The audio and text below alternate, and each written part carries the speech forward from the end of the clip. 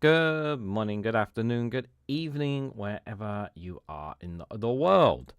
This is Reganelite here. Hello, everyone. How are you guys doing? I hope you are all doing well. Welcome to another episode of Reganelite's Viewpoint, episode 135 of the series, where we cover some of the latest news happening in the UK. I've got a lot of news stories today. I don't know if I'm going to cover them all. We will see.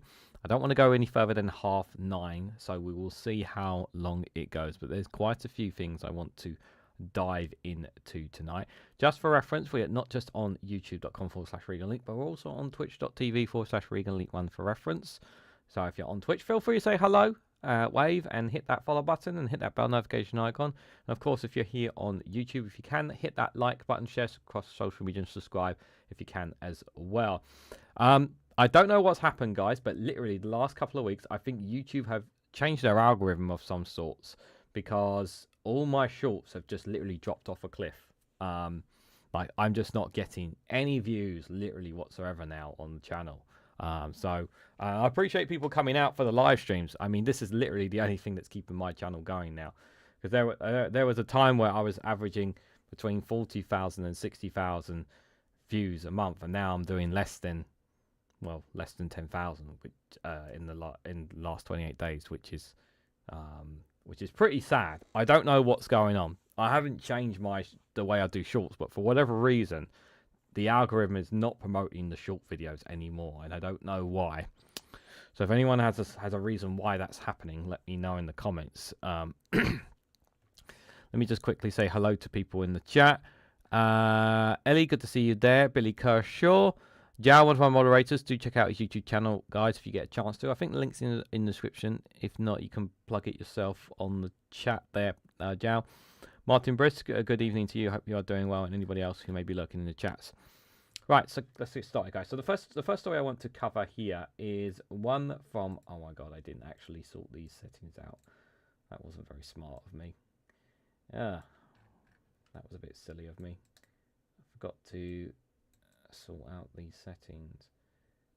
1 second, guys. I'll just have to do that for now. Okay. Yeah, I might be dragging out this live stream a bit longer than I originally planned. Right, so I want to cover this opinion piece here about the Prime Minister's visit to China before we get into the whole Epstein stuff, guys, because I haven't really talked a lot about it here. And I thought this opinion piece from Al Jazeera is a very different perspective, because I did want a piece or a video about Starmer's visit to China, but I didn't want a long video. I wanted a short one. I couldn't really get a short one. Most of them were like more than 9 minutes, and I kind of wanted just like a 3-4 minute one if possible. Beth Rigby had one on Sky News, but it wasn't really... But it was more about her journey being there and whatnot. I was like, I wasn't really interested in that. But I listened to quite a few different videos and whatnot while I was working today about Starmer's visit to China. And although there was some good things I think Keir Starmer got out of it. The question is, was it really like game-changing sort of thing? And was it really a reset in relationships? I'm very skeptical of it. I think Keir Starmer's trying to big it up a lot more than it is. But I think it was important for Keir Starmer to visit Beijing? Yes, I do. I think the fact that it's been 8 years is not a very good sign. I can understand how people feel about China, and I've expressed my concerns about China, of course. But I've said before, even before the trip, I said that I felt that that it was in our interest. It was in the UK's interest to try and have a relationship of some sort with China anyway. And I think him going there is quite big and bold. Obviously, you have Mark Carney, who's been there, French President Macron, and German Chancellor are all going to be visiting soon as well. So I think that's actually pretty good. But this opinion piece I thought was quite interesting here that I wanted to share with you guys here. So the UK Prime Minister's trip to Beijing reflects the realities of a new global order that has upended traditional alliances. And of course, we know what's upended the global order, and that is Donald Trump as President of the United States, because he's become an untrustworthy ally, and I think everyone agrees you just can't trust him anymore. So where do you turn to? So you turn to other big economies, and obviously us being outside the European Union means that we need to turn to China and India. I think we need to China, the likes of China and India are big economies that we should be looking to try and establish better trading relationships for the economy as well. And again, this is an opinion piece here from Kerry Brown here, Professor of Chinese Studies at King's College London here.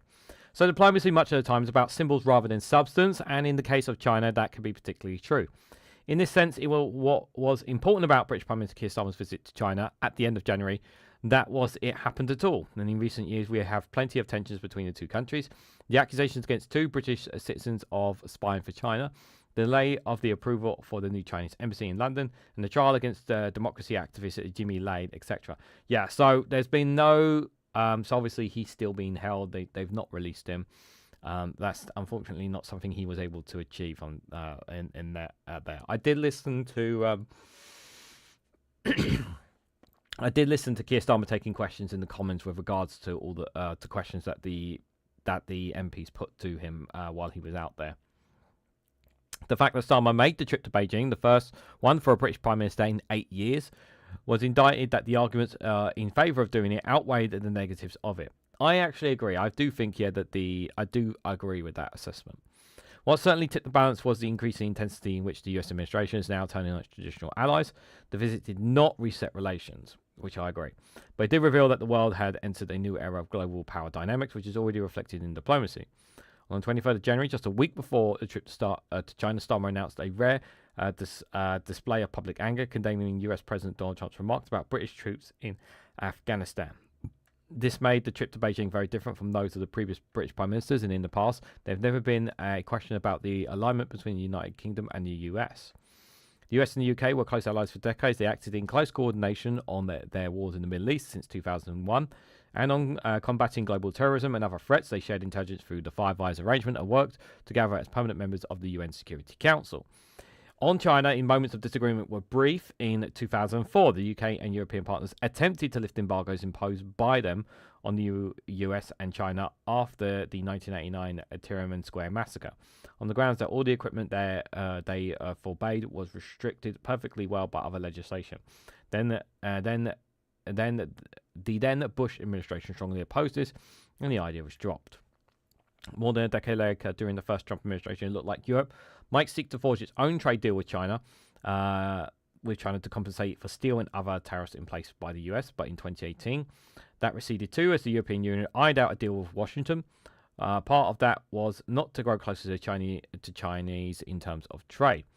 The pandemic pushed US and Europe further towards alignment with each other against China, when they regarded as particularly creating the problem not by announcing the appearance of the virus soon enough. By 2023, therefore, the UK and the US were almost vying at each other to be more hawkish.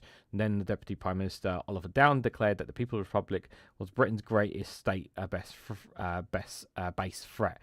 Yeah, obviously China and not coming out and saying, yeah, we might have unloaded one of the most deadly viruses of our time upon the world. Yeah, that wasn't a very good thing. I'm still skeptical about the conspiracy about whether or not it was made in a lab.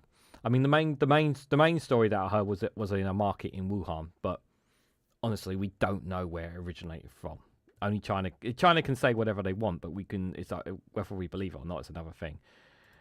We are no longer in that world. Washington actions are raising fundamental questions about the alliance system around NATO and other security arrangements that it has sat at the heart of since the end of World War II. And we do not yet know the shape of the world that we are heading into. And I think we all agree with that, because we're heading into the unknown, really. It might take years for it to fully emerge, but for Starmer on his visit to Beijing, this shift meant that he was taken to an interlocutor, don't know that word, who is also trying to work out what the new situation means. President Xi Jinping is not a security ally of the UK, nope. But in the strange, topsy-turvy world we now inhabit, his administration is probably closer to the UK in terms of working out what to do about global warming and how to manage the risk of artificial intelligence. Yeah, one thing, One Angry Pagan has stated this many times on our EcoFlake show about how much green energy that China has produced and making in their country. And they're making a lot of green energy. That is for sure. Both countries do not like the unpredictability of the current situation, and they are all linked to having problems with the US now, even if it's a different kind of problem, which is what's bringing nations away from the US together, and while people are trying to turn away from the dollar. This, of course, does not mean a new kind of strategic alliance in the making. There are no signs of that are in the meeting. After all, culturally, politically, and in terms of values, the UK and China disagree with each other too much for that to happen. This is regardless of British links with the US. But that Starmer was able to announce restrictions on small engines that ended up used in the boat bringing immigrants illegally across the sea around the UK was a telling sign of how, even in a de-globalizing world, everything still connects. And in that modest and indirect way, Britain needs to talk to China to address some aspects of what it sees as its own security priorities. There were other announcements as well. The £15 billion investment by British pharmaceutical company AstraZeneca, the 30-day visa-free access to China for British citizens, and the lifting of sanctions against some UK Parliament members. These are positives. Okay, they're not game-changing things, but these are positives. I mean, there are Chinese British citizens in the UK, and there are also some that people who want to visit China as well. So, might actually be good in terms of tourism there.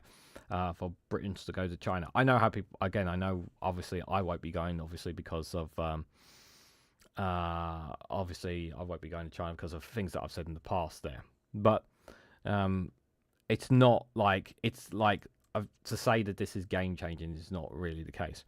The groundwork also laid deeper for deeper economic engagement, with some steps being taken to improve trade and facilitate UK business access to the Chinese market. Longer term, this visit could pave the way for engagements that reconcile the rise of China as a technological power. In environment, science, AI, quantum computing, China is outpacing not just UK buildings, everyone else. It's producing ideas, innovation in medicine, renewable energy, etc., which matter to the UK for its own good. A single 4-day visit did not reset the relationship, but there are still many issues between the two countries. But at least this has allowed the possibility that the political blockages have been cleared to work out strategically how the UK and others in Europe navigate the new geopolitics, where there are no internal friends or enemies, and how they react. How they react to a world where, for the first time in recent history, China has innovation, technology, and ideas that they might need and want. To be fair, we already need and want these things anyway. To be fair on that, like I said, this is an opinion piece here from Kerry Brown, but I did thought it was quite interesting there. He got F all from China, says Dave McGinnis for his £10 super chat. What did he sell? What he did was sell out human rights over economic weakness. Economic weakness is why Starmer keeps selling weapons to war zones. There's no actual. Thank you, first of all, Dave McGinnis. Thank you so much, my friend, for the £10 super chat. I really appreciate it, guys. Make sure you check out the Two Davies YouTube channel and the work they do there. Did he get anything out of it? No. Did he really make did it make a game-changing difference? No. Was it worth him going to China? I still think it was. Considering the relationship we have with Donald Trump right now, which you can't trust. Obviously, the obvious solution is to say, well, we got to go back into the EU. But I've already pointed out many times that we are politically how can I put this? Politically unstable to be able to do that, because we could have a reformed conservative government at the next parliament that could undo any attempts of us to try and rejoin the European Union. So until that situation changes politically, until our political system changes, of us going back into the EU is not going to happen anytime soon. Do I trust China? No, of course not. But do I think he was right to try and go over there? Yeah, I think he was. But yeah, I know we'll probably disagree on that, and that's fine. But thank you for the £10 super chat, David. I appreciate your comments. I really do. So yeah, that was his visit to China. 8 years. I do think it's important, these visits, even if you don't always get what you want. Obviously the situation with the person being held is obviously something he really should have done more to do. I would have rather he sorted that out than uplifting suspensions from parliamentary members. That would have been much more preferable, to get the guy who's being held released. That would have been a much better thing. If he had done that, I think he would come out a lot more better. And that's just my personal opinion. But still, it is quite. It was a significant thing, and I hadn't really had a chance to talk about it. But guys can share off your comments down below. Right, here's the main story. Obviously, everybody wants to talk about. That's the Epstein files, obviously. So this is one of the latest stories coming out of it. So Gordon Brown has asked the top civil servant to investigate Mandelson's link to Epstein. The ex-PM has asked the Cabinet Secretary to investigate whether Mandelson shared market-sensitive information. I think the obvious answer is yes. I think it's ridiculous and foolhardy to suggest that Jeffrey Epstein did not have ties and links to, had influence within the British government, as he had with all sorts of organisations around the world. There was literally a story about the I think a Slovakian politician I heard basically got kicked to the curb. Got kicked to the curb recently with links to Epstein. Like this is the I said this when I was covered covered the Patreon videos for the US that are going to be coming out this week. I said that this is without a shadow of a doubt the biggest cover up in human history.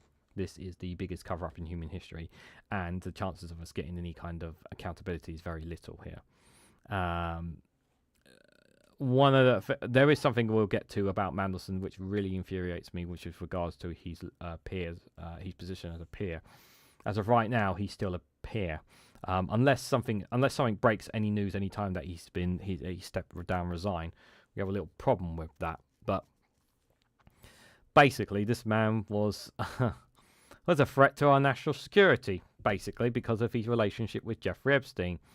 But then the other asks the question is, how many other British politicians, how many other British people were linked to Epstein as well? That's another question we need to ask. Because here's the thing, guys. A lot of people are still being protected in the Epstein files. A lot of people's names are still being redacted. There's a lot still that we do not know in these files. I wouldn't be surprised at all if a former British Prime Minister had a relationship with Epstein. Would not be surprised at all. The former Prime Minister Gordon Brown asked the Cabinet Secretary to investigate Peter Mandelson's apparent disclosure of highly sensitive government information to Jeffrey Epstein. Mandelson was Business Secretary during Brown's premiership when he appears to have leaked an economic briefing to Epstein, who was serving a jail sentence at the time for solidifying prosecutions from a minor. The email, which has been subject line business issues, was sent by Brown's special advisor, Nick Butler, on June the 13th, 2009, after the global financial crisis. It detailed potential policy measures and suggested the government had sellable assets. Mandelson forwarded the email to Epstein and said, interesting note that's gone to the PM. Epstein responded to Mandelson asking what sellable assets, a reply from a redacted email saying land property, I guess. Responding to the news that Mandelson appeared to have leaked confidential information while a cabinet minister, Brown said, I've today asked the cabinet secretary to investigate the disclosed and confidential market-sensitive information from the then business department during the global financial crisis. Butler, who penned the memo, said he was considering the reported matter to the police. When all these people included on his email many ideas, work on the basis of trust. We allow us to float ideas. I am disgusted by the breach of trust, presumably intended to give Epstein the chance to make money, he told the Times. This wasn't just about making money for Epstein. This was about having power and having an influence within the British government, just like every other government and organisation out there. This is what this was about. I don't disagree when you are weak. You safety net USA does not work out. You need strong friends. I agree. We do need strong friends. Thank you for the £5 super chat, David. We do need strong friends. But yes, the Prime Minister is a weak. My position has not changed on on the Prime Minister. He is weak and spineless. That is something we both agree with there. Hold on, let me fix the text there, guys. That I absolutely agree with there. I mean, if it had been Andy Bird, if it had been Andy Burden, would it have been a lot better showing? Yeah, absolutely. Absolutely. There. Thank you again, David. Honestly, that's very kind of you. Honestly, I appreciate it. Keir Starmer earlier suggested on Monday that Mandelson should resign from the House of Lords, that the upper chamber should urgently modernise his disciplinary procedures, stripping with his peerage. Mandelson resigned his membership of the Labour Party yesterday. Yep, US Justice Department released millions of files related to Epstein on Friday, which sheds new light on the ties between the late sex offender and Mandelson, who was sacked as British ambassador to Washington last year. I'm probably going to dive into some of that on tomorrow's final global news. So I'm probably going to talk more about that bit more tomorrow as well. Brown City requested the Cabinet Secretary examine communications. No department. But Mr. Brown said there was no departmental records could be found. Brown said on Monday, given the shocking new information, including information about the transfer of Mr. Epstein. Like, is Epstein... there's a part of me here that feels like he's more likely to face charges for leaking sensitive information rather than his association with Jeffrey Epstein here. But the thing is, so far, we've not seen him... Well, although he is in the Epstein files, and he has had a connection to Epstein, that is absolutely unrefutable. Has he been in any of those? Has he been on the island? Has he had engaged with that kind of activity? That we don't know. Given the public interest in it, as far as possibility of an inquiry to be published as soon as possible. Latest tranche of documents released by authorities in the US show Epstein was sent internal discussions from the top of the UK government in the aftermath of the financial crash. In the June 2009 email sent to Jeremy Hayward, the then number 10 chief of staff, and the business minister, Sri Veda Butler said, a number of business leaders who understand financial engineering have asked in different ways why we are borrowing so much and tolerating such high debt charges when we have sellable assets in hand which are not strategic, i.e. there's no good political and economic reason why they're in the public sector. I know Jeremy had done some work on this. The points which the Tories appear to have missed a focusing the argument on cuts for suspending asset sales of even 20 billion would have received a debt burden, reducing borrowing costs and providing new funds for investment.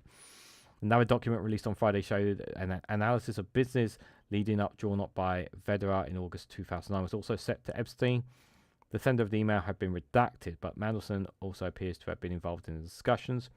Mandelson also appeared to tell Epstein that he would lobby ministers over a tax on bankers' bonus in 2009 and to confirm the immediate bailout package for the euro the day before it was announced in 2010.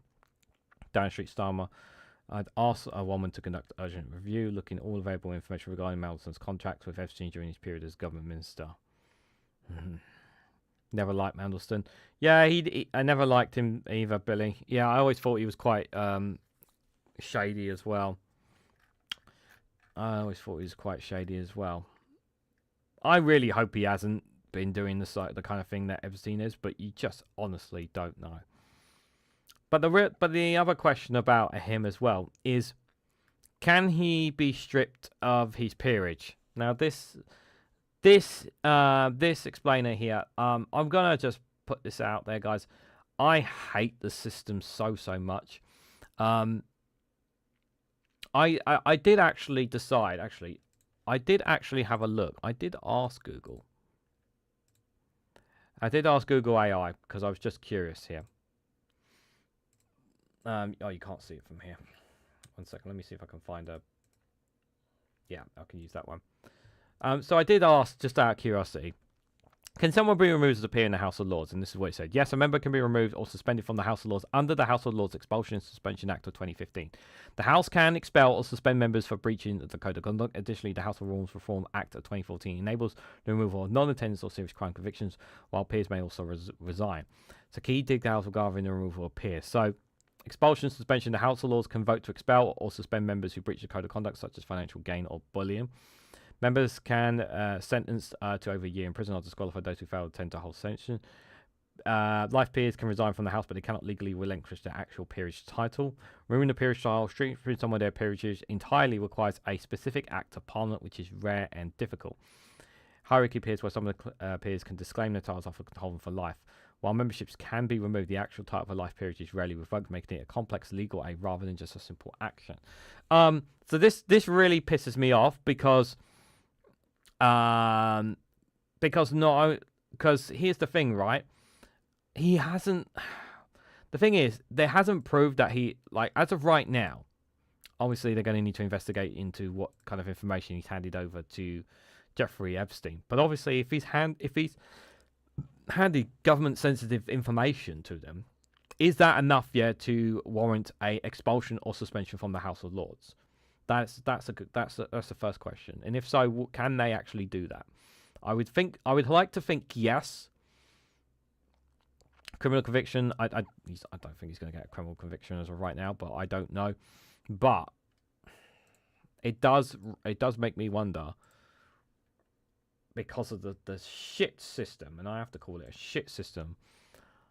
Can he be restricted of his peerages over the Epstein link? So Keir Starmer wants the Labour peer removed from the House of Lords, but such a move is exceptionally complex. This is why we need they need to have laws able to be able to a new law or a new bill to be able to have this kind of thing. Yes, there shouldn't be a House of Lords altogether. I'm not debating that argument. I agree with you all on that. But they need to do something, because we also have a guy who's Lord of Siberia in the bloody House of Lords. So, does Starmer have the power to remove Mandelson from the Lords? No. He believes that Peter Mandelson should not be a member of the House of Lords or use that title, but he has said the Lords should implement changes to make it easier to expel peers. In the meantime, it's hoped that number 10 that Mandelson resigns of his own accord. Mandelson is on leave of absence from the Lords and has resigned from the Labour Party. What happens if Mandelson resigns from the Lords? Under the 2014 House of Lords Reform Act, Mandelson could resign from the Lords and extinguish his peerage. But this would not strip him of the title. He would still be free to call himself Lord Peter Mandelson and Foy and Hartlepool. There is another way he could go quietly without resigning. His current leave of absence from the Lords lasts until the end of parliamentary session in May. He's no longer US ambassador, the reason for his absence, so he needs to come back and retake the oath in the Lords in the next session. If he does not do so by the end of next season, his membership automatically lapses, but again, he would keep the title. I fucking hate this system. Sorry, guys, but I needed to say that. What if Mandelson does not resign? It may be possible for Mandelson to be expelled if he is found to have broken the Lord's Code of Conduct under the 2014 Act, but this is not simple. A complaint must be made and reviewed, and there is question marks over whether the current Code of Conduct can be retrospectively applied, as the code has been significantly strengthened in recent years. So right now, I mean, on paper, we would like him to resign and step away from that title and from the House of Lords, understandably so. But has he done anything wrong? As of right now, it's too early to say. Can the Lords change the rules to make it easier? This is clearly what the government is hoping will happen if Mandelson does not resign. After Starmer wanted Mandelson out of the Lords by hook or by crook, the Prime Minister's spokesperson emphatically said yes. Labour manifesto says the government intends to strengthen the powers to remove disgraced members. This is not part of the current programme of works in the Lords, and no preparatory work seems to have been done in how to achieve this. Even if Mandelson leaves the Lords, he can still use the title. It is the Crown that grants a peerage, and according to the Bible of Law procedures, gain peerage law, and then very difficult to deprive the holder of it. Peerage can only be removed by an Act of Parliament, and this has taken place before. The title is the Privatisation Act of 1917, which removed the peerages of a group of lords who aided Britain's enemies during the war. We are far from those circumstances, and Number 10 believes it would be exceptionally constitutionally difficult to go down that route, even with large Commons majorities.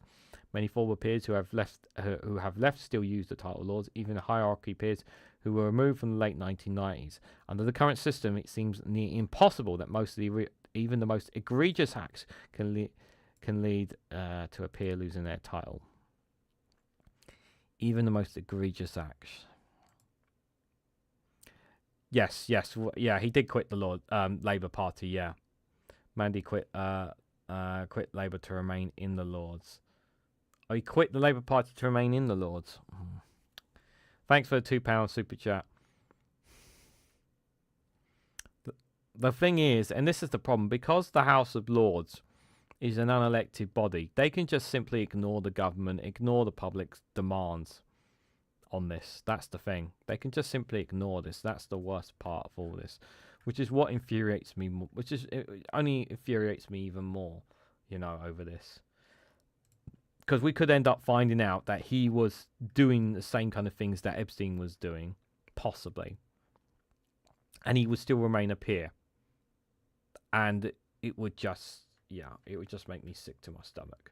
Considering what we've already read. I don't know how many of you, like I said, I don't know how many people have already gone through the files that he has, but but the stuff that Trump has been doing, the things that Epstein's been doing, like has made me sick to my stomach.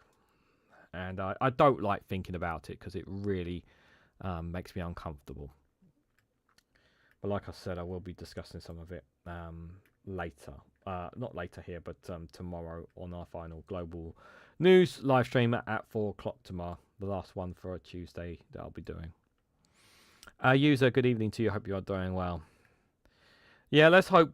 I generally mean this. Let's hope he resigns and let's hope he removes it. But I'm not expecting him to do. But we've got to apply pressure for a pressure on the House of Lords and hope they do something. But I mean, their reputation is already quite down in the dumps anyway because of the system. But it would be pretty bloody disgusting if the House of Lords protects him, because it shows just how out of touch they are, really. So this is a very interesting exclusive that dropped from the iPaper here. Very concerning indeed. So, you know, the announcement of the 2-child benefit cap was one that I was very happy about from this Labour government. Something that that children in England in particular desperately needed. And then I saw this. So 60,000 families will be hit by a second benefit limit after the 2-child cap has been axed.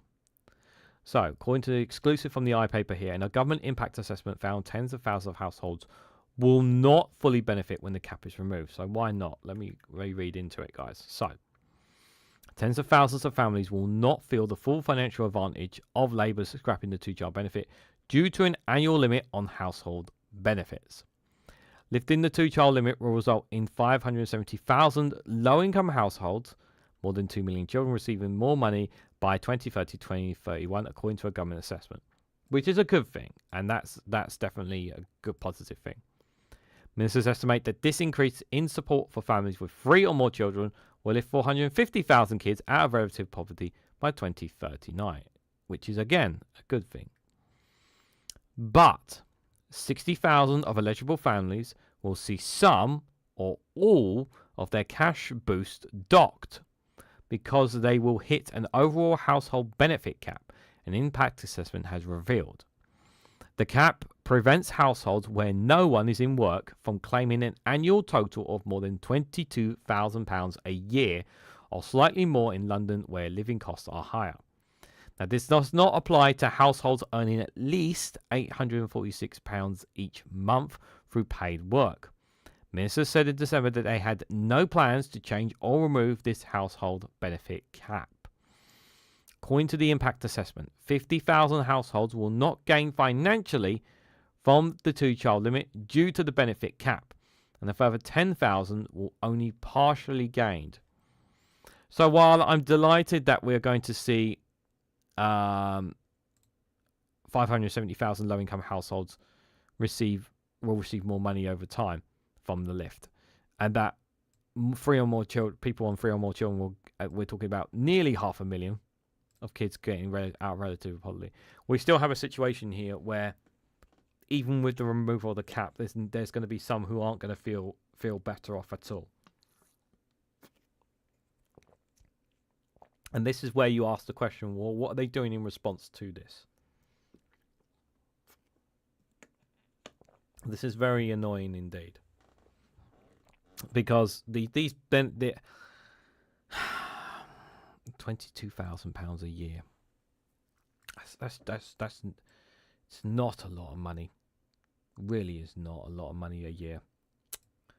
Simon, good to see you there. So tomorrow, MPs will vote on the second reading of the 2-child benefit limit bill, bringing it closer to being passed into law. The decision to scrap it, announced last year by Sir Keir Starmer and Chancellor Rachel Reeves, has become a central part of Labour's promise to bring down the rising levels of child poverty. The limit and the household benefit cap were both introduced under the Tory Evil-led coalition government in 2013. Other than some specific exemptions, the policies prevented families on welfare from claiming child support for more than 2 children. They also made sure that annual income on benefits would not supersede the income that could be made through work. Child poverty experts point to the two-child limit as being a significant contributor to the rise in child poverty, which has become increasingly concentrated among large families since 2017. The decision to scrap it, which came after sustained pressure from Labour MPs, has been praised by campaigners, but ministers have warned that all families should be able to feel the financial benefit. Dan Packins from Save the Children told the iPaper, with this landmark bill now going through Parliament, the UK is one step closer to lifting 450,000 children out of poverty in the shortest time possible. Packins, the executive director for UK Impact at the organisation, added, a small proportion of families will remain impacted by the benefit cap, which is something we know ministers are aware of, and we hope that it can be addressed in due course, as these changes might be felt by all families. So yeah, there will be some that will be unfortunately affected by it, but the benefit of lifting 450,000 children is worth it. But as he says there, yeah, we need to address obviously those who aren't going to benefit from it. After years and years of child poverty rates spiraling upwards to a record high of 4.5 million, the UK government could be applauded for making life better for thousands of children by scrapping the two-child limit to benefits. And by the way, this does not take anything away from the fact that they could have done this right at the King's Speech, right at the start of their time in government. But they chose not to do that. They chose to wait for the two-child benefit cap, and that's important to remember that. The Conservative Party and Reform Russia will vote against the bill, of course, because they want to keep children in poverty. I had its second reading, but the legislation is still expected to pass to the next stage. Government spokesperson said our child poverty strategy will lift 550,000 children out of poverty by 2030, the biggest reduction in a single parliament. Scrapping the two-child limit is just one of the ways we're helping to lift children out of poverty, alongside measures including extending free school meals, boosting the national minimum wage, cutting energy bills by £150, and launching our £1 billion crisis and resilience funds to support families in need. And these are all very good things. And like I said, I hope the sooner the two-child cap is lifted, the better. But obviously there are 60,000 families where we need to look at how can we address this issue here, and what can we do to help them, because understandably so, we want to help get as many children, as many families out of poverty as we possibly can. The state needs to be there. The government should be there to support all of them out there. So time will tell whether this will actually benefit Labour's support is another thing, because the thing is that the media are very much against them. And I got a very interesting argument piece from Byline Times. I'm going to be sharing if I get to it at the end here, guys. What is the purpose of the House of Lords? Replace it with a court. What, like a Supreme Court? The thing is, for me, I think it's just so important to have, to be able to have electoral accountability. Them having to answer to voters of some sorts. I don't know if I would want a Supreme Court. So I would not want a Supreme Court kind of system here. I don't want people getting powers for life, sort of thing. If the House of Lords was an elected body, but it should be, but maybe maybe it should be a case of maybe longer than, I don't know what it should be, but how long their duration should be before they have to be voted to remain or not. I'm not sure, but they need to change the system so that it's democratic, because it's not a democratic system. That's the thing. I'm not comfortable about having the way the Supreme Court is managed over there. I don't think I would want something like that here. Personally, House of Frauds. Yeah, it is a House of Frauds. There. We need something. We need something better than what we've got, because it's not very good.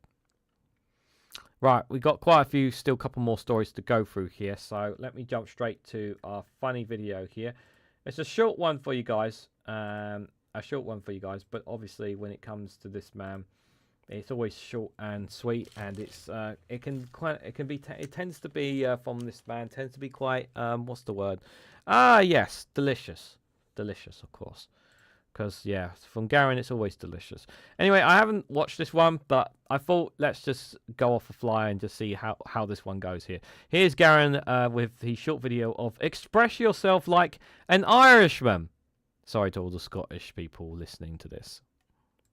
From Ireland, you can write an Irish folk song. I'm going to give you the winning formula. It's really easy. They're the exact same every time. First, open a map and pick any random fucking town or village that you see. Doesn't matter if it's a good one. In fact, if it's a complete shithole, that'll work even better. Pick a landmark in the town. Maybe it has some lovely cliffs, maybe a nice waterfall. If you've got nothing to work with, you could pick maybe a shop or a pub you really like. That'll do as well. In anything Irish, there always needs to be a bit of complaining, so we're going to bring in the complaining now. We're going to talk about how we remember the town so well. The implication is the town is, of course, much shitter now. Everything used to be better in the past, but also worse. So your town was better, but the fucking English were fighting us and we were starving and suffering. We really can't be pleased. Next, we're going to introduce our lover. You never want to be in a happy, healthy relationship. Your lover has always gone away, or they've left you for somebody else, or even better, they've died. Pepper in a little bit of English hate as well. That's always a crowd pleaser, pretty much as you think you can get away with. So I'm just going to freestyle this. This is kind of like what an Irish rap battle might look like. It's just complaining with a bit of acoustic guitar. Okay, so my hometown is Ballina. Let's go. I walk the streets of Ballina. I walk these streets alone. 'Twas on these streets where my true love once roamed. Oh, but then she moved to Swinford. On another man she took a punt. But shortly later she was killed by the English cunts. Well, I used to meet her at the local Tesco. She moved with grace through each department. That Tesco recently underwent quite an extensive refurbishment. Well, I liked the Tesco before. I can't find the fucking milk. Why didn't they just modernise the decor and not change the layout? I can't get used to where the milk is, and it's been fucking months. I don't know who's responsible, but I blame it on the English cunts in Ballina.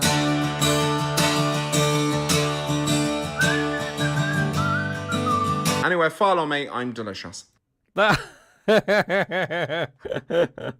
Was not expecting that, guys. Oh, I'm so glad I didn't know about it and just went straight into it. Oh, dear, oh dear, oh dear. As an Englishman, I can say I am not one of those cunts, so...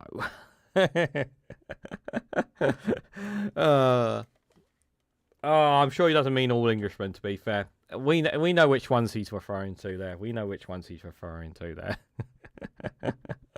That damn Tesco's. It moved the milk. Where's the milk? Why'd you move the fucking milk? Oh, I hate it. I hate. That's one thing you don't like is if when you constantly go into a shop and they move stuff around. It's like, why the fuck do you move stuff around? Just leave it where it is. Yeah, they have to move things around, guys. Shops always have to move things around. You know, instead of putting it on the bottom, they got to put it on something else at the top, and it's just like, why are you doing this? Why can't you all keep it the same? No, they have to make things different, guys. They have to make things different. I didn't realize he was good. He not only is a great guitarist, he's a great singer as well. I thought he was very good off the cuff as well from Garen. So yeah, do check out his YouTube channel, guys. Just before we go to the next two stories, guys, just a reminder, if you haven't already, please hit that like button, share, subscribe, all that usual stuff, guys. Tomorrow at 4 o'clock, I'll be going live with Global News for episode 100. It'll be the last time I will be doing Global News for the foreseeable future. I may bring it back for for maybe potential Thursday, like random Thursday live streams, but I don't plan on doing any more Tuesday afternoon or evening live streams after tomorrow, guys. So just letting you guys know that in advance. So yeah, I might do tomorrow's one, might go 2 hours possibly. So so yeah, from 4 o'clock maybe all the way till 6 o'clock. Might be a long one, but yeah, it's a live stream where like for those who aren't aware, like it's been a live stream where I've learned a lot about the world, a lot more, and one that I do find fascinating. But I've just not been able to find a time slot that's suitable for it, at least for now. So I am putting it on the shelf. And while we have the Good Morning shows, which are really good, I don't really have a time and a place for global news right now. So after tomorrow, it will be kind of shelved for now. So if you can, please join me tomorrow at 4 o'clock for that show. And also, we're 2 super chats away from tonight's goal. So if you guys want to send any super chats to get over the line, it'd be greatly appreciated as well. Right, this next story really ticks me off. Just to kind of compound, we're talking about obviously Epstein and all the stuff that he's been getting onto. And then this came up today. MP arrested over more alleged sexual offences. That's right, guys. This guy's not been arrested once. He's been arrested twice now. Yeah, I kid you not. Like, the thing is, like, I know the term like innocent till proven guilty and whatnot. Like, people need to have their day in court and all that kind of stuff. I totally understand that, but the fact that you've been arrested for a second time and you're still an MP, I think, you should step away and clear this all up. If you're so innocent, like, you should step back, let someone else run the constituency. I'm just like, nah, mate. Like, just go at this point. Like, even if he's innocent, like if he proves to be all innocent of all these charges, then come back and run. But until then, you should step away. Mel, thank you so much for the 50 SEK for the duck fund. Well, I should have Mel, today I ordered something. I've ordered a duck. Okay, we will have a new member to be joining us later on this week. We'll be joining the gang behind me, guys. The only thing is, obviously, the new member will obviously need a name. And obviously, we will also need to add an emoji for it when it arrives as well. So keep your eyes out for that, Mel. Thank you so much for the super chat. Thank you for your support. Appreciate it. Scott Hayes, good to see you there. And Mr. E, both are good to see you guys. Hope you guys are doing well as well. Thank you, Mr. E, for the £2 super chat for getting over the goal. Thank you so much. That's very kind of you, my friend. Hope you are doing well. Very, very kind of you. That's £4, lol. Fluffy Duck gets a pal. Yes, there's a pal coming, Mel. So keep your eyes out there. Thank you guys for helping achieve that goal. Anyway, let's see what this dumbass has done again. The independent MP has been arrested for a second time on suspicion of a string of sexual offences. So former Labour MP Dan Norris, 66, remains under investigation over the alleged rape of a woman that has been further arrested on suspicion of raping a second woman, sexually assaulting a third woman, of vulgarism and upskirting women. The former West of England mayor was first arrested in April 2025 on suspicion of sexual offences against a girl, child abduction and the rape of a woman. Police are no longer investigating the alleged child sexual offender or abduction. Norris said in a statement that he vigorously and entirely denies all the allegations made against him. Norris has also been investigated over alleged misconduct in a public office and remains on condition bail. This is a lot for someone who claims to be completely innocent. All the offences are alleged to have occurred between 2000 and 2020. In a statement, Norris says, I vigorously and entirely deny a series of allegations made against me. They are untrue. I am challenging them through my legal representatives. Excuse me. Norris was elected as Labour MP for North East Somerset and Hadham in July 2024, defeating Conservative MP Jacob Rees-Mogg. The Labour Party said it was immediately suspending Norris when it was made aware of his arrest in April. Despite his suspension, Norris has refused to step down from his position as an MP. He's now sitting as an independent MP, but he has not attended House of Commons since his arrest, and he is still able to vote by proxy.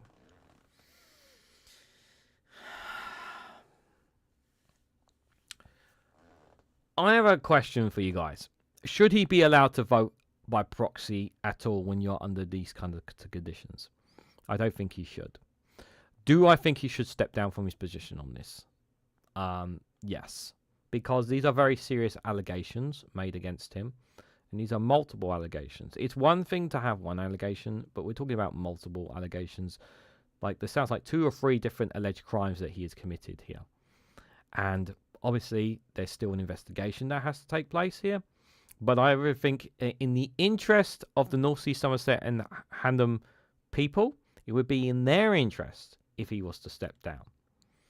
The fact that he hasn't is very, very frustrating. And I feel very sorry for the constituents because obviously, of course, I don't know how many surgeries they are getting from this MP. And if I'm honest, I'd be very uncomfortable wanting to speak to your MP, knowing the allegations against him. But yeah, I think it is in the best interest of the constituents that he does step down, even if he's completely innocent, because these are serious allegations made against him. Now, I know, again, like I said, I know the thing innocent before you're guilty, innocent, need to be tried by a court or whatnot, but this is very damning on him. A petition claiming Norris cannot fully support his constituency and demand his resignation have reached more than 200,000 signatures. Needs to be higher than that. Need to find a link for that. Norris previously said in a statement that he continued to represent his constituents, stayed across local and national development, handled casework, policy queries, and parliamentary questions. Okay, so he's claiming that he's still doing his role as an MP, apparently. He would only lose his position as an MP if he was charged, convicted, or jailed. Yeah, this is why the MP system is crap. There needs to be a system in place where there needs to be a fail-safe system of some sorts in place for an MP in these kind of situations where they need to be taken out. They need to be taken out, basically forced out of their position here. Something has to change here with the system here. Again, I know he hasn't been found guilty of anything, and I accept that because he's still under investigation, of course. But it's not fair on the constituents for me. Norris's term as the West of England mayor comes to an end in May 2025 when he was replaced by Helen Goodwin. In a statement, Goodwin said he was unable to comment on the ongoing police investigation. My thoughts are with everyone affected by today's deeply upsetting further news, she added. Avion Somerset police said investigations began in December 2024. Investigations into sexual offences are sensitive and complex as its results. It can take a significant amount of time for inquiries to be completed. Spokesperson for the force said, "Yes, of course, we have to let the inquiry go." My only position, again, like I said, is it is in the interest of the constituents that he steps away from his role for the benefit of those people, because it's not in the interest of constituents to of it. And I actually wonder how many constituents are aware that their MP in that area is obviously having these this investigation as well. Keeping victims updated on any developments will continue to give access to any support they need. Respectfully ask people not to speculate on the circumstances so our inquiries can continue unhinged. Yeah, that's obviously really important as well. Like I said, you have to let the police do their investigation. But in terms of him still being a politician, an MP of representatives of constituents, considering the allegations against him, it is in the best interest of the people that he should step down from his role until the police have finished their investigation, because it's just not beneficial in my view at all. I really, really cannot emphasize that. This next story I've got for you guys is one I did not expect to find. From the Financial Times, but here we are, guys. So it's always good to rub it in the face of reform Russia when they realise that maybe they shouldn't have done what they did, So Reform Russia admits that Kent's council Musk-inspired cost-cutting drive found little waste. Southern County councillors said the former Conservative administration weren't crazy, they were business people. That's right, guys. This is an admission from Reform's county council that realised that they couldn't replicate Doge because there was nothing that they could cut. And they couldn't find waste. Yeah. And they've obviously said this quietly, hoping that this wouldn't make anywhere. Well, unfortunately, the Financial Times picked up on it. I have to say, it would be nice if they were to apologise for wasting their time. Hopefully they didn't waste too much money, but if they did waste money on this whole Doge thing, they should apologise because, the people of Kent deserve better than this. We already know they're doing such a terrible job at running the council as it is. But the fact that they've admitted that it was that it didn't really do what it was supposed to do says a lot about the incompetence of these Reform people. And it says it right there. They weren't crazy, they're business people. Well, again, how many times have you heard people say, running a council, running a government, running a country is not like running a business.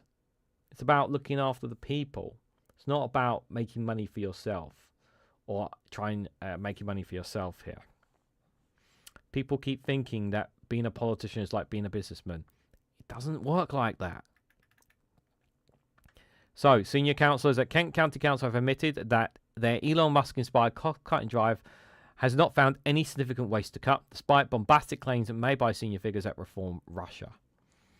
Paul Chamberlain, one of the Reform Russian cabinet members in charge of the so-called Department of Local Government Efficiency, DOLGE, told the FT that they had taken control 9 months ago, expecting to find vast amounts of waste, but had not materialised. We made assumptions that we would come in here and find some of the craziness that Elon Musk's cost-cutting vehicle, Doge, found in America, and that was wrong. We didn't find any of that, Chamberlain said. Yeah, because these fuckheads, I'm going to use the words fuckheads, because these bunch of fuckheads didn't realise that we had something before then. Something called, I don't know, let me think about that. What happened, guys, from 2010 onwards, all the way up to 2016? Begins with an A. Oh, what's that word that the Cameron government wanted to do? Oh, yeah, we had something called austerity, where everything was literally being cutted. Well, we still had cutting even after 2016. Like, how thick do you need to be to realise, we need to cut more waste? And I was like, have you guys not been paying attention? Since 2010, councils have been getting cut to the bloody bone. Cut to the bloody bone. Like, it just emphasises just how bloody stupid these people are. I don't even think these guys pay attention whatsoever to politics at all. And they just listen to a bunch of their same groups and same people around them, thinking, it must be true because Nigel Farage and his top crooks have said this, so it must be true. And then they realise what the actual job is. They realise the responsibilities that they have in their place. And they realise that there actually money being cut. There's really money to cut because guess what? There's nothing to cut because they're literally on knife edge when it comes to balancing their budgets.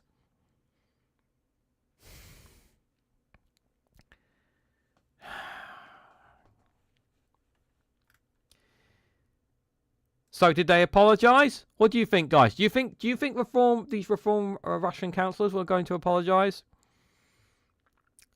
Members of the former Conservative administration weren't crazy, they were business people, added. No, I would call them stupid because they didn't do their research. That's what I would call them. Chamberlain has instead spearheaded efforts to improve systems and make differences across the services to the council runs, in which he said was starting to bring down the costs. He was speaking at an event he had organised as part of a new commercial strategy to expand the range of companies that provided goods and services to the council. His admission calls into question the rationale of reform Doge by Nigel Farage and the right-wing populist party former chair Zara Youssef, who have both argued there is a vast waste and fraud in local government, which they made up out of their own arse, obviously. Farage's radical tax-cutting programme for national government is also predicted on the idea that there is a huge amount of wasteful government spending. on services such as welfare and the civil servants that needs to be drastically cut. When the Doge initiative was launched last summer, Yusuf said that waste and in some cases corruption in local councils is off the chart. I reckon it's coming. He pinpointed Kent, saying that government officials snort have been in the tranche for too long. Well, obviously, that's just simply not true. By an event in Maidstone last week, Chamberlain said there weren't big cuts to make because services had already been hacked away for years and years. Oh, you don't say. I wish we could have found those big savings for Zia. It would have been a better story, but we didn't, he added. Yeah, because there wasn't any. They made it up. This is proof that they bullshit you. It's proof that they bullshit you. Again. But again, you won't hear the right-wing media saying about this, speaking about this. Matthew Fraser-Moult, a fellow KCC member, cabinet member for Dolge, told the FT he was really proud that the Reform Council had not actually made any cuts, adding, "We haven't cut frontline services other than what the Conservatives had already planned to do." He said that Reform had blocked some of the previous administration's proposed cuts, including the closure of several libraries. Well, that's a positive. I'll give them that tiny bit of positive, guys. They didn't close several libraries apparently. KCC adopted to increase the council tax by 3.9% this year. That's why they've kept them, by increasing people's council tax. Lower than 5% allowed before a local referendum is required, but higher than that had been promised by some candidates ahead of the May elections. But yeah, oh, wait a minute. Didn't they promise to lower council tax? Didn't they promise to lower your taxes? It's almost like they've forgotten that, guys. Chamberlain and Fraser-Moult said that the party was targeting 0% council tax rises in 2027-2028 as a result of efficiencies they have made to their systems and services. To reach that target, they would need to reduce spending by $52.8 million next year, which, according to the budget documents, they aim to do in part by improving processes for the delivery of adult social care and transport for children with special education needs. It's by making little changes that you're able to bring down the costs, said Fraser-Moult said. It's really about common sense. The council was hit last year by a video that leaked to the Guardian showing KCC leader Lyndon Kellerman telling councillors to effing suck it up, and Cromier's discussion about a planned reorganisation of the council and decisions about where the party should make cuts. Excuse me. Chamberlain said tensions in the council had dissipated after several councillors were fired, and they had T-shirts printed with "suck it up" written on them hanging in the office. Yeah, because that really, really definitely helped motivate them. Fraser-Moult said the council was able to shave 1% off council tax rises this year, in part because KCC received more money than anticipated in this financial settlement from central government as part of its fair funding review. The council also saved about £100 million last year by successfully implementing changes that had been put forward by the previous Conservative administration, he added. Yeah, so they can't take credit for that, though. They can't take credit for that. That was by the previous Conservative administration there, shall we say. But yes, the main point of this article is to highlight that they say one thing and they do another, guys. These are the lot. Remember, these are the lot that tell you that they tell you the sky is red, but it's actually blue. They tell you it's raining, but it's actually snowing. And they tell you that if you look outside, there's a dog there, when in actual fact it's a cat. This is why you can't take reform seriously. A lot of it is just they copied a lot of stuff from the Conservatives there. They cannot be trusted. They just can't. I mean, they said they were going to do all these things and they haven't done. And they're also increasing council tax as well. So very, very frustrating indeed, guys. Very, very frustrating indeed. So I've got a controversial piece here. And I do say controversial here from Byline Times. It's an argument piece about this Labour government here. Scott Hayes, thank you so much for the £5 super chat. All those people who vote for reform better make sure they have a good health insurance, because there will be no NHS if Nigel becomes Prime Minister. Absolutely. First of all, thank you so much for the £5 super chat. You're absolutely right. We're not going to have a national healthcare service. It will not be. I mean, it will be all in name. They will literally just have the name and the logo and whatnot to make people believe that there's still a national healthcare service. But in the actual reality, it's going to be a privatised healthcare system based on insurance companies and us basically paying into an insurance-based system, so that when you want your healthcare, you have to pay an insurance to do so. It's going to be it's going to be a similar system to American style.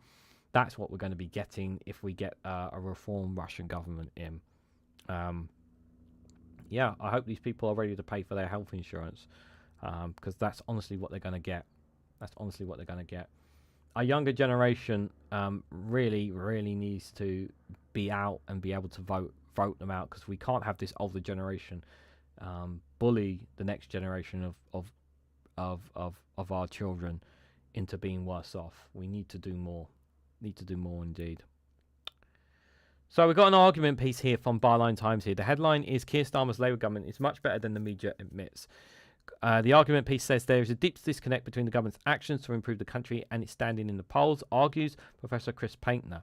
Now, first of all, before we get into this, I'm not going to deny that I've said this off the bat. I've said this before to people, and I've said this again.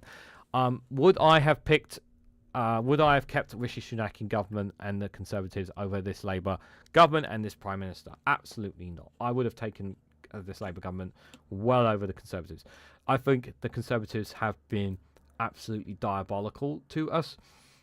When people say that Labour would be worse, I don't. Labour have been worse than the Conservatives. I fundamentally disagree with that. I think they have just been so piss poor for the last 14 years. They have not done anything to improve people's lives. And yes, there are many policies that we can point out where Labour have done things which are absolutely ridiculous, shambolic and disgusting, and should be called out for. They also have that idiot Morgan McSweeney who is pulling the strings, and you have a Prime Minister, which we touched on earlier, who is spineless. But they have done some things. So let's have a look and see this argument piece here. And by the way, if you hear a helicopter going by, I don't know what they're doing, but sometimes every now and then there's like a helicopter outside flying around. I don't know what it's doing, but it's obviously annoying me. So hopefully you guys do not hear it. So the most striking aspect of Keir Starmer's government has been the disconnect between its actions on policy and its standing in the polls. The government has received far too little credit for much of these, both its child poverty strategy, a centrepiece for which is scrapping the two-child benefit cap on universal credit, and its national youth strategy, including young future hubs, significantly in its willingness to tackle intergenerational fairness. The same applies to rolling out Best Start family centres. Even its mean testing and winter fuel allowance could be justified on the same basis, a bit of a qualifying threshold that was initially drawn far too tightly. I'm not, I literally said this, the two-child, obviously we already touched on it earlier. Two-child benefit cap should have been done at the start. Yeah, there. Youth hubs and whatnot, that's good. It's obviously good stuff. But obviously, all these things, it's really important context here of these things. Some of these things just take time to implement. I accept that some of these policies and things do take time to implement, and I think that is absolutely true. People want change here and now, and people want those changes and benefits here and now. They don't like being made to wait. But we also have to remember that the Conservatives left a real mess of everything. They left things in a dire mess, and still to this day they are not sorry for it. And no matter what political party was going to come in, whether it was Labour, Greens, Lib Dems, whoever, right, it was always going to be a challenge to pick up from it. But but it's also important to point out that Labour have shot themselves in the foot many times as well. Major changes to employment law began a redress of the imbalance between capital and labour, so entrenched since the 1980s. Likewise, the advantage in renters' rights rebalance landlord-tenant relations. These reforms are complemented by increases in taxation on capital gains, inheritance, high-value properties, and non-domestic status. They are all significantly redistributive measures, whether of power or wealth. Similarly, changes to the formula used for local government funding geared to relative need, providing to latitude on how resources are deployed, a harbouring a whole place strategy as opposed to funding silos, a new violence against women and girls strategy, also place gender vulnerabilities at the heart of public policy in circumstances where domestic and online abuse has reached academic proportions. I do generally think that they do care about violence against women and girls and are trying to tackle that. I really hope that by the end of this parliament they would have reduced that. I really hope so. I really sincerely mean that. And, that is something that obviously, as we know, Jess Phillips has been very passionate about. And I don't think her passion about that has changed. I just think, obviously, when you're in government, the challenges are obviously much, much different than it is screaming and shouting on the outside, And it's not an easy thing at all, for what she's doing. Regardless of how you feel about Labour when it comes to this policy, we should all be cheering on Labour for wanting to tackle the violence against women and girls. Then there was a government industrial strategy designed to enhance the competitiveness, resilience and security of the UK economy, with associated sectoral plans, complementary in its upgrading of public infrastructure, including transition towards low-carbon energy, with physical rules adjusted accordingly. Admittedly, not all these policy initiatives will be game changers. Right to Reef's tax reforms have been piecemeal rather than systematic in aligning levies on different revenue streams. Stretching funding for the most deprived areas and extent of deep poverty remains scourge on the country's conscience. Nonetheless, the direction of travel is clear. So why the poor populated ratings? Well, it's because we have a media that is very much on the line or more aligned with the right wing. That's generally it. You've got GB News, who are very much more on the side of Reform UK. You have the Daily Mail, which wants to see our country burned, wants to see the UK burned to the ground because they were big fans of the Nazis back in the 1940s, and they would like it to come here to these shores because they like nothing more than seeing the world burn for their own immense pleasure, because they have no morals or souls who work at that propagandist empire. The Daily Express is not a real media outlet as well. The Times are more right-leaning as well. Even the Daily Mirror, even though it's very Labour-backed, it's still, even though they still tend to try to point out the benefits of this, they don't really point out enough of it. And that they're all controlled by foreign entities that would like nothing more to see their friends and their mates in charge of government, rather than a government that's more on the lines with certain corporates and unions, rather than the benefit of them. So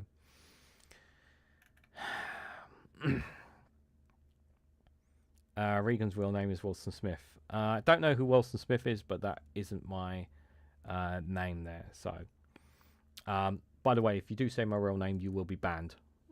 Just warning you off the bat now. For anyone who does know, the first thing to acknowledge is that the government faces a deeply hostile media. This hostility is arguably worse than it has ever given the character of who's owning and controlling legacy media. By the way, the reason why I'm absolutely serious about that is about protecting me and protecting my family and relatives of mine. So this is your only warning. Their hostility is arguably worse than ever given the character of those owning and controlling legacy media, combined with the algorithms biases built into the main digital platforms that so readily accommodate far-right disintegration and imaginary. The government's dire inheritance of a legal cocktail of taxes are relatively high level for the post-1948 era. Deteriorating public services, depleted civil assets, atrophing high streets, culminating high levels of public borrowing, leaving the UK economy seriously exposed to international markets have also contributed. Yes, of course, all these things have contributed to them. Yeah, obviously, things that happen outside the UK are not something that you can control, and you literally have to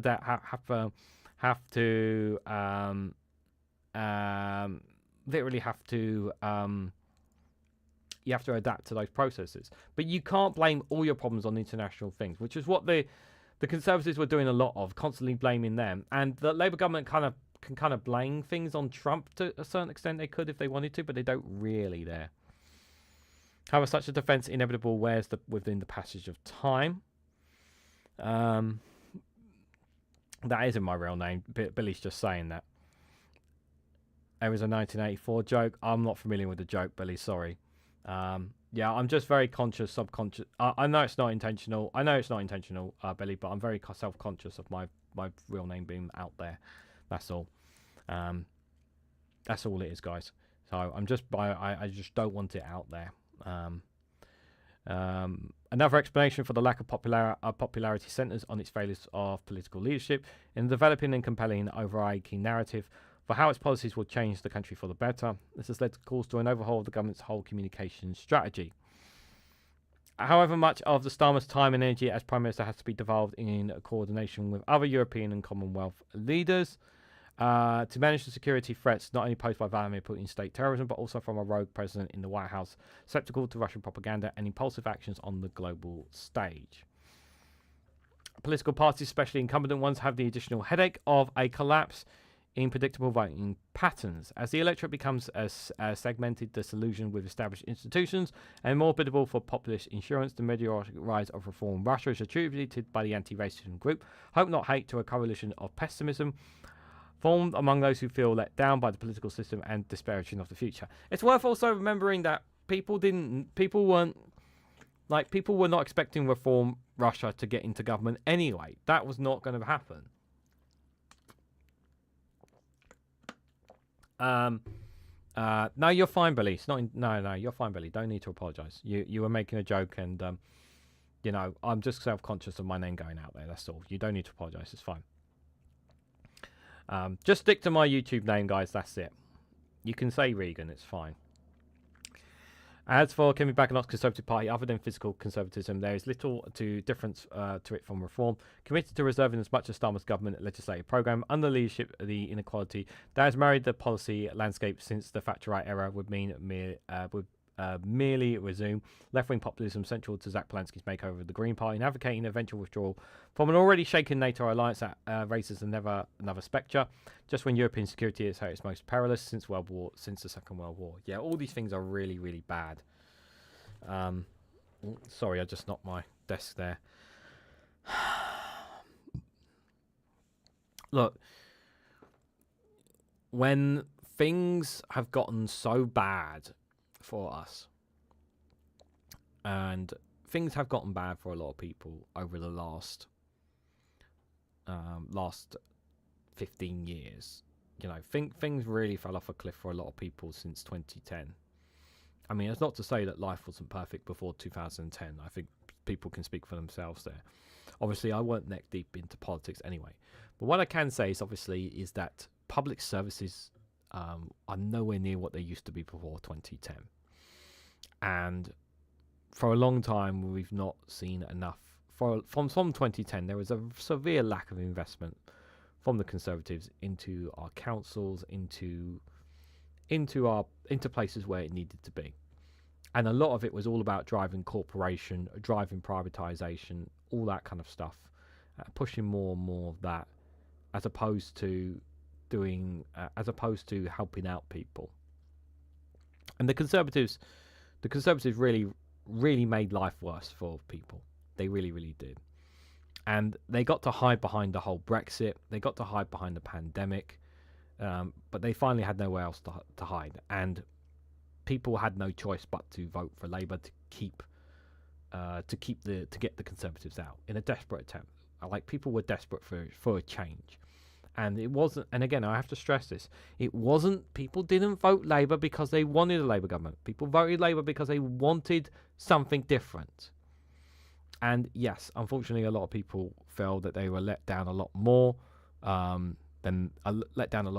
think, yeah, some people felt they were let down by Labour because they haven't really made major changes.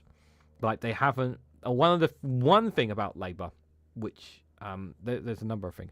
One of the things that they haven't done, which really angers me, is they haven't given back more rights to protest, more union rights. That's been subdued, and it has that. It was getting subdued under the Conservatives, and Labour have not pulled back on that, and instead they've given more powers to the police, and they're not given more rights to unions, more rights to protest. That is being eroded, in particular of what's happening with the Middle East. That's one of the things, obviously, we can say that is definitely problematic here. As for Kemi Baganott's Conservative Party, other than physical conservatism, there is little to difference from reform. Oh yeah, we read all that, sorry. All of this is against the backdrop of an intellectual search to make sense of political upheavals since the Reagan-Thatcher era. This was the end of history following the fall of the Berlin Wall, celebrating the final triumph of liberal democracy and free markets. Faith in neoliberal ideology then shattered following the 2000 and 2008, 2007, 2008 great financial crash. Yeah, because we bailed out the banks. So what a great idea that was. Calls for reinvention of government going back to the early 1990s reverberate to this day, with ongoing laments about bureaucratic enigma and urgency rewriting of a sclerotic state. A recent variation that is abundantly awaits us, solving reoccurring dilemmas for progressive movements, if only opportunities to remove barriers to growth and innovation are grasped. Such proportions are not a million miles away from the mindset of Starmer's own government. We also have a fashionable contention and undeniable tribal attachments that have displaced rational disclosures as drivers of political behaviour, and on this basis, Starmerism, what a terrible thing, is practicing a form of technocratic policies out of kilter with the effective communication styles requiring a contemporary political leadership. I'm sorry, guys, I'm getting seriously angry with that helicopter out there. I don't know if you guys can hear it, but my God, it's really annoying me right now. The end of history narrates encapsulated with what Timothy Snyder calls the politics of inevitability. In his terms, an even more sinister form of historical determination is in the politics of eternity. A beguiling notion that there are abiding values waiting to be redeemed by national saviours, freed from all conditional restraints. That's essentially not only of Putinism, but of transatlantic far-right ethno-nationalist movements extending into Farage reform Russia. Rather than trapped in a path-dependent manner in some invariable future or mystical past, is the contrary belief that destinies are shaped through the agency of political choices. When all is said and done, that is not complicated. However, as many other times in our history, inequality is at the centre of all this. The key to solving the government's problems is the same as the country's problems: a political economy that works in the interest of everyone, not just the benefit of a few super-rich oligarchs. That is the key to confounding the reforms pessimists. But is it enough? Interesting piece, anyway. But the problem is, like I say, it takes time. Like Labour do have some good policies, but it's not. The problem is whether or not people are going to feel it or not. That's the problem. Don't know how in the UK, but South Portugal we're usually known by our nick. Don't know this ducker voice AI, says Mel. Yeah, I don't like to use AI on this channel. I know there are some YouTubers out there that use AI for like intros and whatnot. I don't want to use AI. Like, my position may change in the future, but right now I'm not keen on, like, I keep hearing oh, you cannot hear it. You can't hear it. Yeah, I know you can't hear it. You would have said something. You guys would have said something. I can't believe you guys didn't hear it. It's so bloody loud. My pagan name is Wolf, says Jow. If I use the book as a spider killer, I would never touch the book again. The spider ghost would get me, says Person Impersonator. I barely read chats, lol. Books. It's true. It seems to be edited a bit if I sentence there, lol. I'm doing my best to be a duck, but quacks as Mel. Well, I hope you found that last piece a bit interesting, to say the least. There.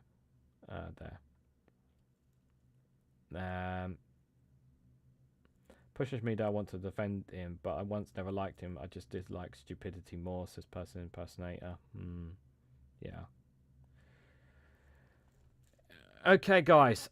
Just before we head out, because I'm not going to leave you guys in the trenches. Like, I'm not going to head out like this, guys, because obviously I like to do a funny video to see ourselves out there. So I hope you guys enjoy this one here. It's an interesting one. From Greenland, of all places, guys. Yeah. I thought it was a bit of a funny one anyway, but I hope you guys enjoy this one here from here on Twitter. So, it doesn't even have a headline, but I'll just have to play it for you guys, and hopefully you will enjoy it. Trump deserved the Nobel Peace Prize. Yes, Mr. President, you are a true peacemaker, because your threats have actually brought Denmark and Greenland closer together than ever. Oh, it's too tight. No, Brad, come. Who knew a colony and its colonizer could be friends after all these years of tension? And I'm not a Danish colonist. I'm just an immigrant, right? Take responsibility or ice raise the ice. Okay. Greenlanders, Danes have always been kind of toxic. It's like being with someone who lies, Cheats. And has zero morals. Milana knows what we are talking about, right? All things considered, there's nothing as unifying as a common enemy. That's how you make peace. You want peace. A little piece of Venezuela, a little piece of Greenland. You goddamn piece of shit. lige aftalt, hvis jeg gør, som de danske politikere, ikke tale med for store bogstaver, okay? Ja, han er en kæmpe lort. Don't trust the subtitles! Stupid subtitles! Yes, Denmark deserves the Nobel Prize, but you, Mr. President, deserve the Nobel Prize for uniting us against you. Still too tight. No, it's not. Very, very nice.